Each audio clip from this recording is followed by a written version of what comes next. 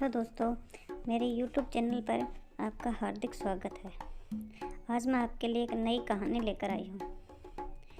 गोविंदगढ़ नाम का एक गांव था जिसमें 20 घरों की बस्ती थी। ज़्यादातर लोग गरीब ही थे और किसान थे। उन्हीं में एक हरिया नाम का व्यक्ति था जो कि एक लकड़हारा था। वह अपना परिवार का गुजारा लकड़ी काट कर ही चलाता था। वह हमेशा जंगल के अंदर लकड़ियाँ काटने जाता, नदी के किनारे छोटे छोटे पेड़ों से लकड़ियाँ काटता और गांव में लाके बेच दिया करता था।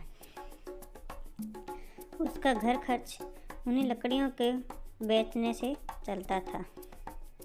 जब छोटे पेड़ सारे काट ले गए तो हरिया ने बड़े पेड़ों की लकड़ियाँ काटना शुरू कर दी और वन के अंदर बड़े बड़े पेड़ों की लकड़ियाँ काटता और उनका गट्ठर बना के गांव में ला कर के बेच दिया करता था और उनके पैसे से घर चलाता।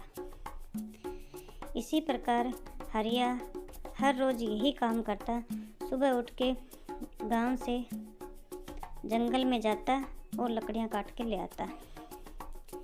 एक दिन सुबह सुबह हरिया जब लकड़ी काटने के लिए जंगल में गया तो उसके साथ क्या हुआ। उसने जो ही वह जंगल में नदी के किनारे पहुंचा तो नदी के पास में ही एक पेड़ की लकड़ियां काट रहा था। उसने देखा कि नदी के पास में मैं लकड़ियां काट लेता हूँ और इनको ही मैं ले जाके घर में बेच देता हूँ। तो उसने कुछ लकड़ियां काट के गट्ठर बांध लिया और फिर उसने सोचा कि थोड़ी मैं और काट लेता हूँ। तो वह नदी के एकदम पास वाले पेड़ की लकड़ियाँ काटने के लिए जाता है तो तुरंत उसके हाथ से कुल्हाड़ी है वो पानी में गिर जाती है। नदी के पास में वो एकदम उदास खड़ा हो जाता है क्योंकि उसकी कुल्हाड़ी पानी में गिर गई। थोड़ी देर बाद वो उदास खड़ा खड़ा देख रहा है, तभी वहाँ जल देवता प्रकट होते हैं और जल देवता कहते हैं कि क्या हुआ। तो हरिया कहता है कि मेरी कुल्हाड़ी पानी में गिर गई। वो एक सोने की कुल्हाड़ी ला के देते हैं कि क्या ये तुम्हारी कुल्हाड़ी है। तो हरिया इसके लिए मना कर देता है कि ये मेरी कुल्हाड़ी नहीं है।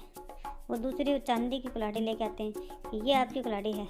तो हरिया उसके लिए भी मना कर देता है ये नहीं है। फिर वो उसकी कुल्हाड़ी ला के देते हैं और हरिया उस कुल्हाड़ी को देख के बहुत ही खुश हो जाता है और जल देवता भी इसकी ईमानदारी पर खुश होकर उसको तीनों कुल्हाड़ी दे देते हैं और वो तीनों कुल्हाड़ी लेकर घर आ जाता है। उन दो को तो रख देता है अंदर और उसको बाहर रख देता है जो उसकी खुद की कुल्हाड़ी थी। घर आके उसकी पत्नी को सारी बात बताता है। पत्नी दूसरे दिन उसके साथ खुद लकड़ी काटने के लिए जाती है। कहती है कि आज मैं आपके साथ चलूँगी। तो वो उसके साथ गई और उसके साथ ये घटना हुई कि उसकी पत्नी थी वो ही नदी के अंदर गिर गई। अब हरिया और भी उदास हो गया क्योंकि उसकी पत्नी नदी के अंदर गिर गई। तो फिर से जल देवता प्रकट हुए और उन्होंने कहा कि क्या हुआ। तो उसने कहा कि देवता आज तो मेरी पत्नी ही पानी में गिर गई। तो जल देवता एक सुंदर सी लड़की को जल से निकाल के लेके आए और उसके हाथ में वही कुल्हाड़ी थी उस वाली।